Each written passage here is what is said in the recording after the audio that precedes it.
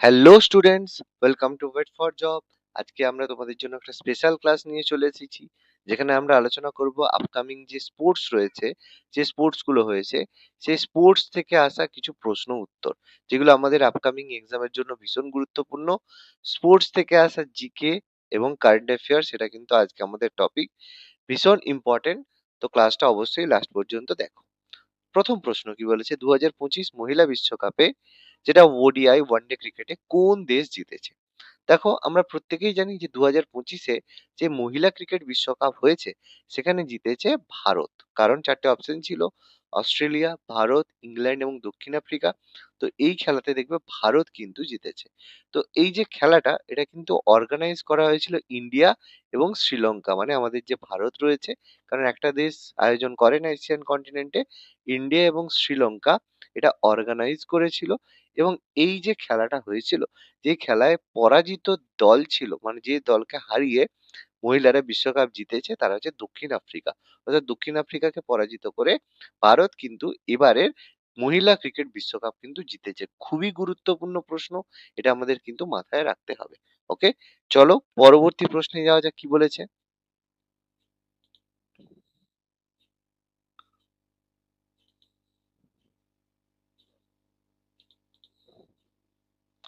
2025 পুরুষদের T twenty Asia কাপের শিরোপা কোন দল জিতেছে? 2025-এ যে পুরুষদের টি-টোয়েন্টি ওয়ার্ল্ড কাপ হয়েছে, সেখানে কোন দল জিতেছে? চারটে অপশন রয়েছে: ওমান, ভারত, শ্রীলঙ্কা নাকি পাকিস্তান। দেখো, এটাও কিন্তু জিতেছে আমাদের ভারত। তো এটা 2025 সালটা ভারতের জন্য ক্রিকেটের দিক থেকে খুব ভালো গিয়েছে। তো মহিলাদের বিশ্বকাপে যেমন মহিলারা জিতেছে, সেরকম ভারত জিতেছে, সেরকম পুরুষদের টি-টোয়েন্টি যে এশিয়া কাপ হলো, সেখানেও কিন্তু ভারত জিতেছে। তো এই খেলাটা অর্গানাইজ করা হয়েছিল ইউএই, সংযুক্ত আরব আমিরাতে এটা হয়েছিল।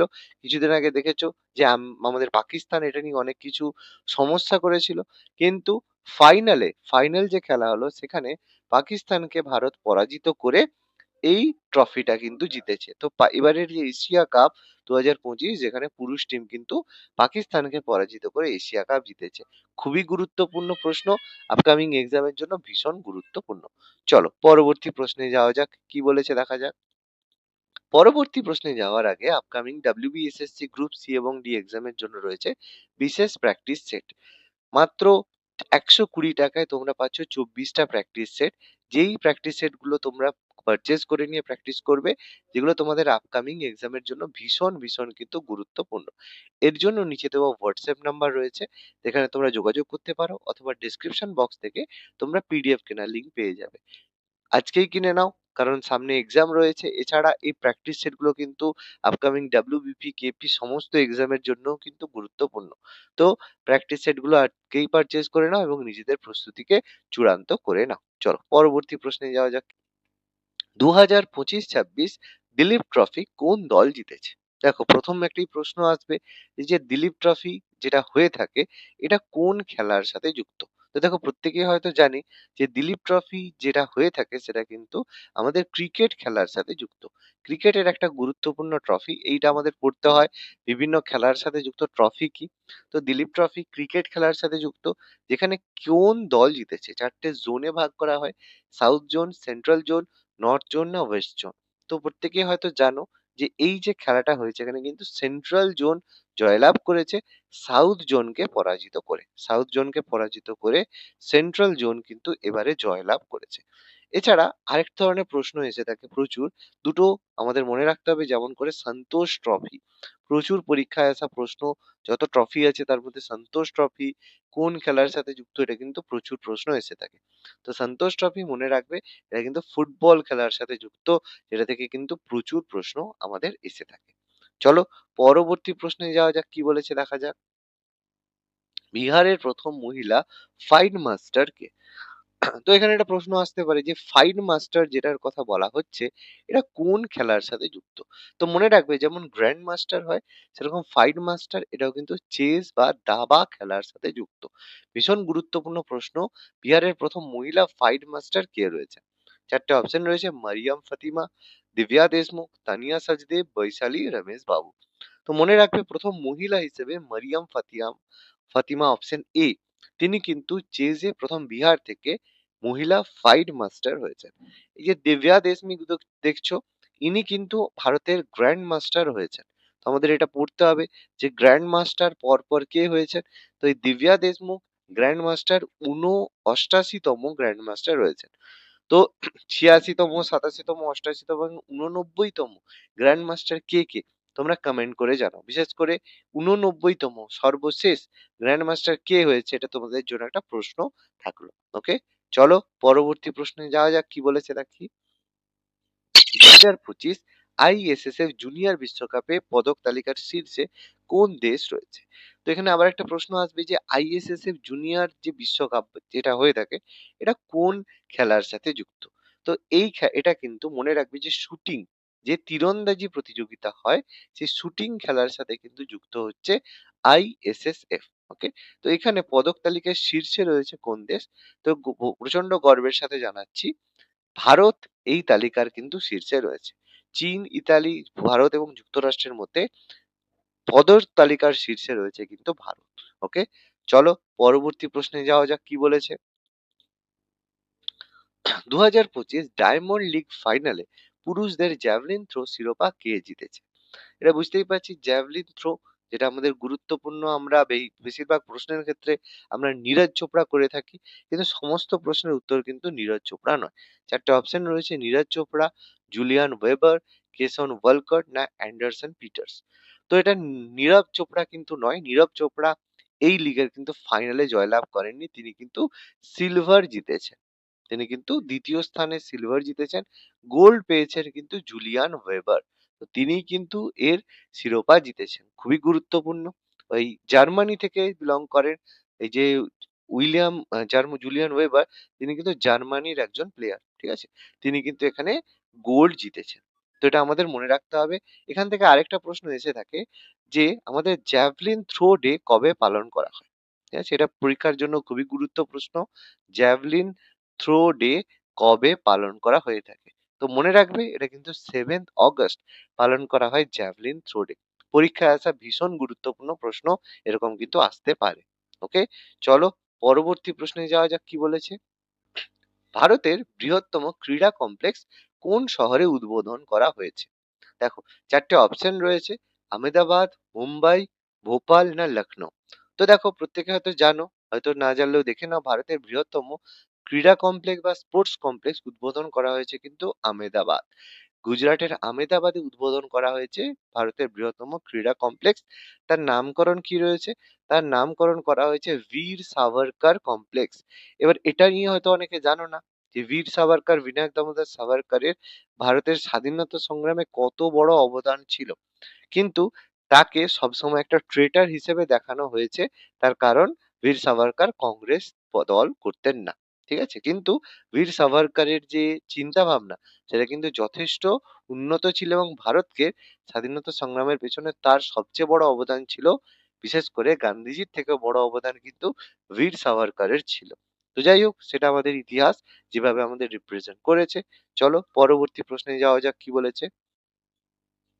খেলো ইন্ডিয়া বিচ গেমস 2025-এ পদক তালিকার শীর্ষে কোন রাজ্য ছিল? মানে কোন রাজ্য সবচেয়ে বেশি পদক তালিকা জিতেছে খেলো ইন্ডিয়া বিচ গেমস? চারটে অপশন রয়েছে, কেরল, গোয়া, মণিপুর, তামিলনাড়ু। তো মনে হবে কি অ্যান্সার হবে এক্ষেত্রে, মণিপুর রাজ্য কিন্তু সবচেয়ে বেশি পদক জিতেছে। মণিপুর রাজ্য এই খেলা সবচেয়ে বেশি পদক, 6টা কিন্তু রূপো তিনি জিতেছে। 6টা রূপো এই রাজ্য জিতেছে। খুবই গুরুত্বপূর্ণ, সবচেয়ে পদক তালিকার মধ্যে আমাদের মণিপুর। যেই বিচ গেমসটা আয়োজন করা হয়েছিল কিন্তু ভারতের কেন্দ্রশাসিত অঞ্চল দিউতে। গোয়া, দমন, দিউ যেটা পর্তুগিজদের কাছ থেকে আমরা দখল করে নিয়েছি বা আমরা ছাড়িয়ে নিয়েছি, সেই দিউতে অর্গানাইজ হয়েছিল খেলো ইন্ডিয়া বিচ গেমস, যেখানে মণিপুর সবচেয়ে বেশি পদক জয়লাভ করেছে। চলো পরবর্তী প্রশ্ন, কি বলেছে। 2025 ইউএস ওপেন পুরুষদের একক শিরোপা কে জিতেছে? তো এই US open, Australian open, French open, Wimbledon, এইগুলোতে সব কে কোনটায় জয়লাভ করেছে, এটা কিন্তু আমাদের মাথায় রাখতে হবে। খুবই গুরুত্বপূর্ণ প্রশ্ন, এক্সামের জন্য গুরুত্বপূর্ণ। চারটে অপশন রয়েছে, নোভাক জোকোভিচ, জন সিনার, অস্টিন ক্রাসিজেক এবং কার্লোস আলকারাজ। তো মনে রাখবে, ইউএস ওপেন 2025 জয়লাভ করেছে কিন্তু কার্লোস আলকারাজ।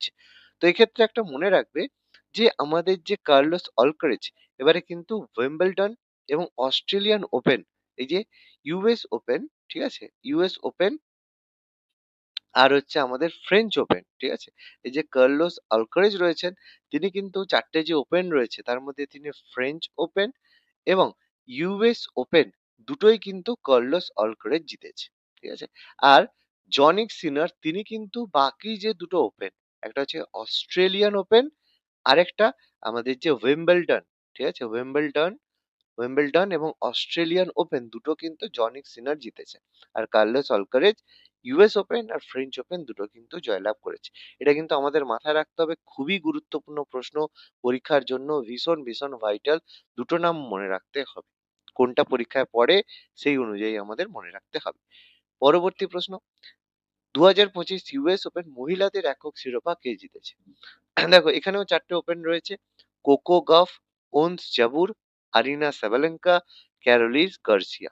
তো মনে রাখতে হবে 2025-এ ইউএস ওপেন জিতেছে কিন্তু আরিনা সাবালেঙ্কা। আরিনা সাবালেঙ্কা তিনি কিন্তু এবারে ইউএস ওপেন জয়ী মহিলা হিসেবে রয়েছেন। এছাড়া আমাদের বাকিগুলো একটু মনে রাখতে পারো, অস্ট্রেলিয়ান ওপেন জিতেছেন মাডিয়ান কিজ, তিনি জিতেছেন, এটা মনে রাখবে এমকে, আমি শর্ট ফর্মে লিখলাম। ফ্রেঞ্চ ওপেন জিতেছে কোকা গফ, সিজি মনে রাখতে পারো। উইম্বলডন জিতেছে আমাদের যে উইম্বলডনের কথা বললাম ইগা সোয়াস্তিকা, তিনি জিতেছেন। আর ইউএস ওপেন জিতেছেন আরিনা সাবালেঙ্কা। তো এটা মনে রাখতে হবে, তো এখানে যেটা পড়বে সেটা পড়বে, অস্ট্রেলিয়ান ওপেন জিতেছে ম্যাডিসন কিজ, ফ্রেঞ্চ ওপেন জিতেছে কোকা গফ, উইম্বলডন জিতেছেন ইগা স্বস্তিক, আর ইউএস ওপেন জিতেছেন আরিয়ানা সাবালেঙ্কা। তো এর মধ্যে যেটা পরীক্ষায় পড়বে আমরা কিন্তু সেটা অ্যান্সার করতে পারবো। ওকে, চলো পরবর্তী প্রশ্নে যাওয়া যাক, কি বলেছে। 2025 বিশ্ব বক্সিং চ্যাম্পিয়নশিপে পদক তালিকায় শীর্ষে কোন দল ছিল, কোন দেশ ছিল? চারটে অপশন রয়েছে, কাজাকিস্তান, ভারত, রাশিয়া না ইংল্যান্ড। তো সহজ প্রশ্ন, 2025 সালে পদক তালিকার শীর্ষে কিন্তু কাজাকিস্তান রয়েছে, কাজাকিস্তান সবচেয়ে বেশি পদক কিন্তু পেয়েছে। ওকে, চলো পরবর্তী প্রশ্নে যাওয়া যাক, কি বলেছে। 2025 এশিয়ান শুটিং চ্যাম্পিয়নশিপে সর্বাধিক পদক তালিকা কোন দল জিতেছে, মানে কোন দেশ জিতেছে? চারটে অপশন রয়েছে, কুয়েত, ভারত, চীন না দক্ষিণ কোরিয়া। তো খুবই গর্বের সাথে জানানো যাচ্ছে ভারত এশিয়ান শুটিং চ্যাম্পিয়নশিপে সবচেয়ে বেশি পদক জিতেছে। কতগুলো পদক? বেশি নয়, মাত্র 99টা পদক ভারত জিতেছে, যার মধ্যে 50টা পদকই কিন্তু গোল্ড, 50টা গোল্ড পদক জিতেছে, যেটা কিন্তু খুবই গর্বের বিষয়। চীন সেই দিক থেকে দেখতে গেলে পদক তালিকায় তৃতীয় বা থার্ড পজিশনে রয়েছে। তো ভারত এশিয়ান শুটিং চ্যাম্পিয়নশিপে কিন্তু লিড করে সবচেয়ে বেশি পদক জয়লাভ করেছে। ওকে, চলো পরবর্তী প্রশ্নে যাওয়া যাক, আজকের শেষ প্রশ্ন। ডুরান্ড কাপ 2025-এর শিরোপা কোন দল জিতেছে? চারটে অপশন রয়েছে, north east United, Mohun Bagan, HC, east Bengal না কোনোটিই নয়। দেখো তোমরা হয়তো জানো, যারা ফুটবল খেলার সাথে যুক্ত, কারণ ডুরান্ড কাপ আমাদের ফুটবলের সাথে যুক্ত, তো এই খেলায় জয়লাভ করেছে কিন্তু নর্থ ইস্ট ইউনাইটেড। তো নর্থ ইস্ট ইউনাইটেড এবারে কিন্তু দ্বিতীয়বার এই পদক জিতেছে। এর আগে দুবার পদক জিতেছে কিন্তু ইস্ট বেঙ্গল, আর কেউ কিন্তু দুবার পদক জিতেনি। তো নর্থ ইস্ট ইউনাইটেড এবারে দ্বিতীয়বার পদক জিতেছে। তো তারা পরাজিত করেছে ডায়মন্ড হারবার এফসি, ঠিক আছে, যে দল ছিল তাটা ছিল ডায়মন্ড হারবার এফসি, যে দল তাকে ফাইনাল খেলায় 6-1 গোলে পরাজিত করে ডুরান্ড কাপ জিতেছে। ওকে, তাহলে আজকের ক্লাসটা কেমন লাগলো তোমরা অবশ্যই কমেন্ট করে জানিও, এবং এই ধরনের যদি আরো ক্লাস পেতে চাও তাহলে অবশ্যই আমাদের চ্যানেল ওয়েট ফর জবকে সাবস্ক্রাইব করতে কিন্তু ভুলো না। Thank you.